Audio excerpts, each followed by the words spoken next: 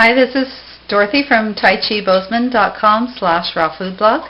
Today I'm making some raw ketchup, and to do it I took 2 tomatoes and put them in my dehydrator so that I'd have my version of sun-dried tomatoes. They take about 12 hours in my dehydrator, and that's all you do, just slice them up and you put them in there.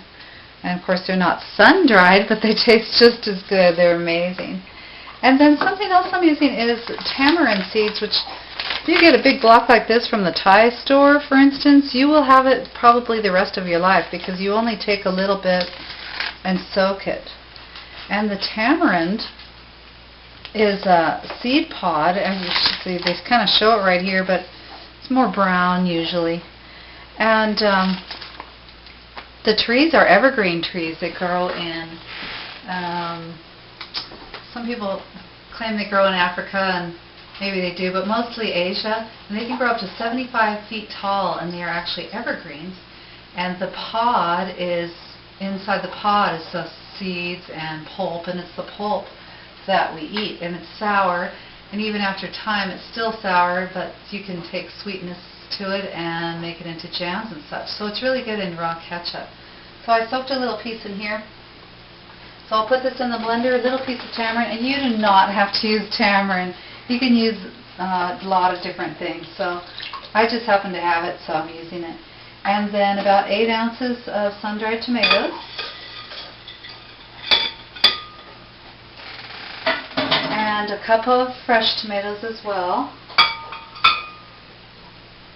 And then about a 1/4 cup of raw honey.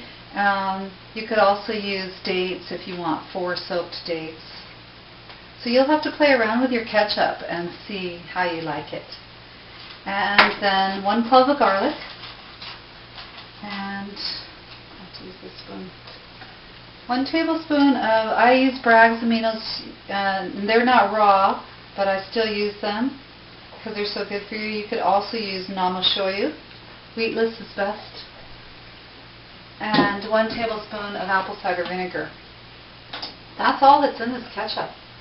And then to make it creamy, you might want to add some water, but not very much because you don't want to water it down. So then we're going to blend it.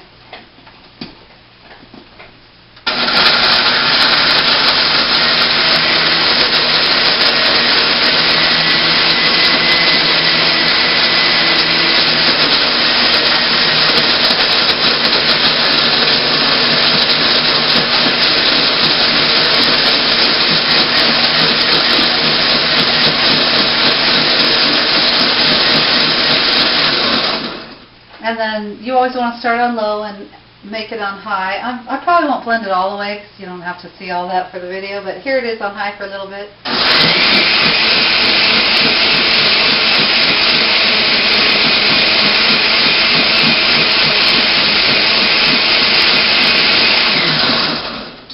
And I'm going to keep that in there and keep blending so I can have ketchup after the video.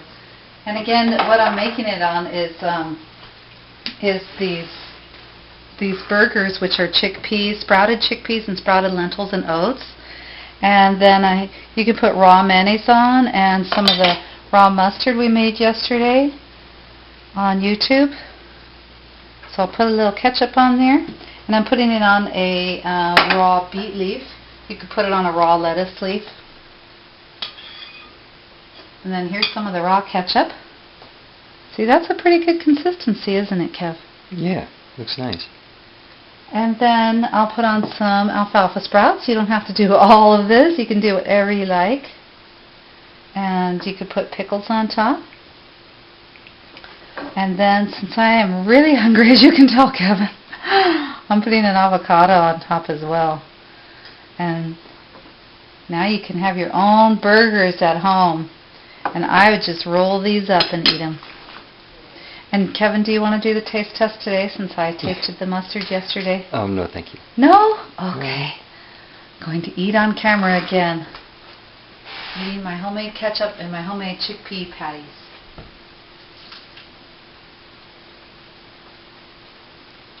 Oh my gosh. And it always helps as a raw food is because you're usually pretty hungry. Everything tastes really good. And that's how you make raw ketchup and raw chickpea patties. Enjoy it from Dorothy at taichibozeman.com/rawfoodblog.